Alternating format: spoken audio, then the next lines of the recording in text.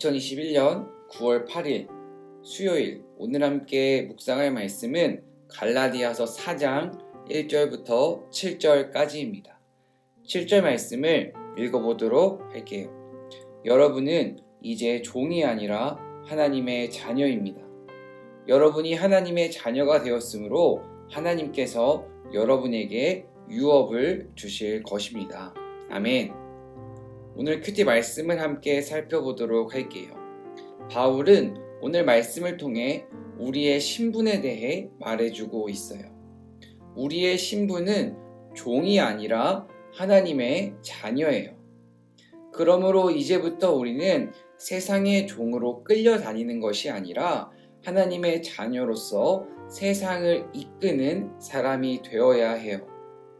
세상에 끌려다니는 종이 아니라 세상을 이끄는 하나님의 자녀로 살아가기 위해 우리가 기억해야 하는 것은 무엇일까요?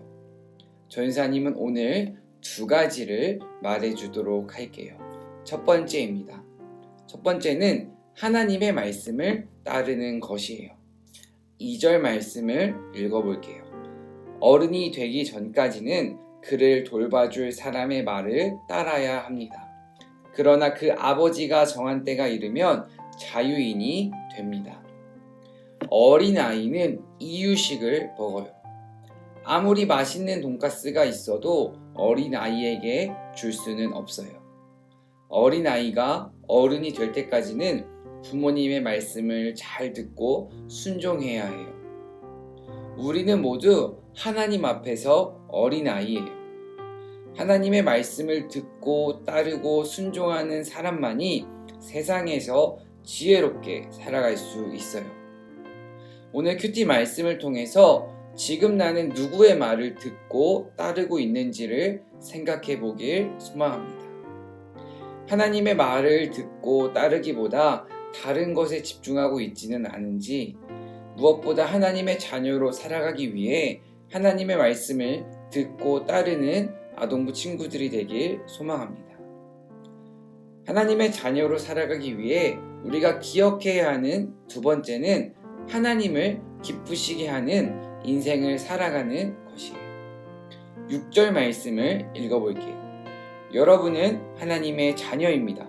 그래서 하나님께서 그 아들의 영을 여러분 마음에 보내주셔서 여러분이 하나님을 아버지, 사랑하는 아버지라 부를 수 있게 하셨습니다. 아멘.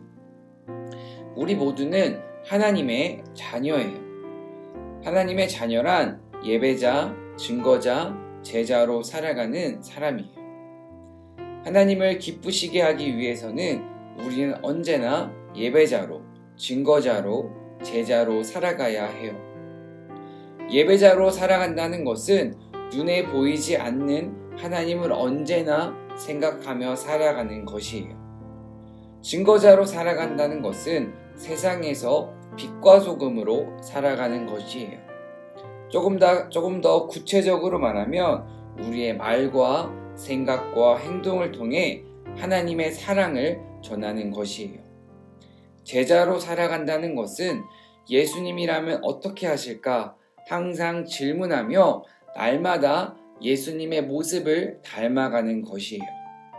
이렇게 살아갈 때 우리는 하나님을 기쁘시게 할 수 있어요.